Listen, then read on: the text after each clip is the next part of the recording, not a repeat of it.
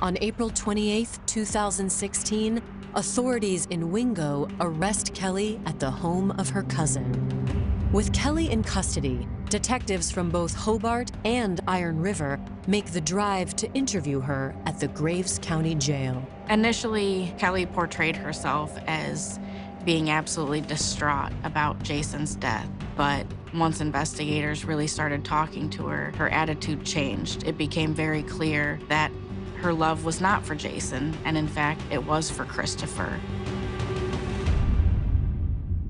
However, Kelly says that before she and Chris could run off together, Jason discovered the affair, and that on the night of October 13th, 2014, she and Jason got into a heated argument, one in which Jason invoked a bizarre promise the couple had made to one another a decade earlier.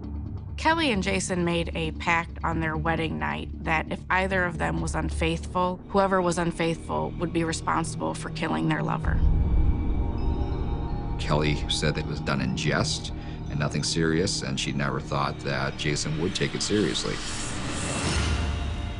However, Kelly tells police that Jason did take the promise seriously, and he told her that if she didn't take care of Chris, then he would. Jason was going to go through with it and kill Chris, but Kelly felt like she needed to help him.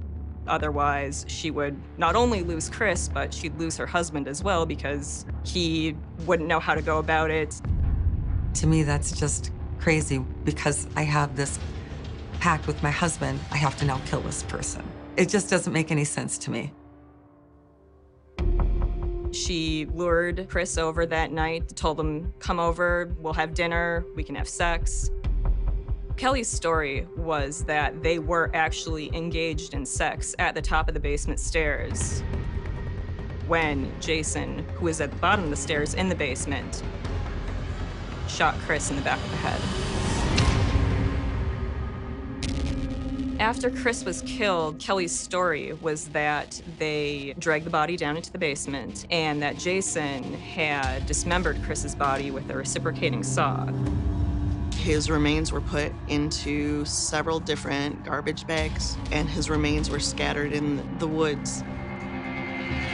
As for the death of her husband, Kelly confesses that by the time she and Jason had buried Chris's remains and dumped his car, she was already planning his murder.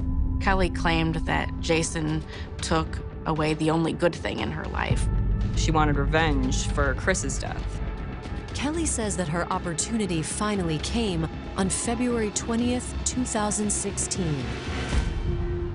Jason's back was causing him more pain than ever, so Kelly told him she'd get him a drug so powerful that he'd feel nothing but bliss. He was so susceptible to things that would sort of ease that pain that he had in his back. I think it made it easier for Kelly to make it appear that he had just OD'd. Kelly says that despite the lethal level of heroin she'd injected into her husband, Jason still wasn't dead.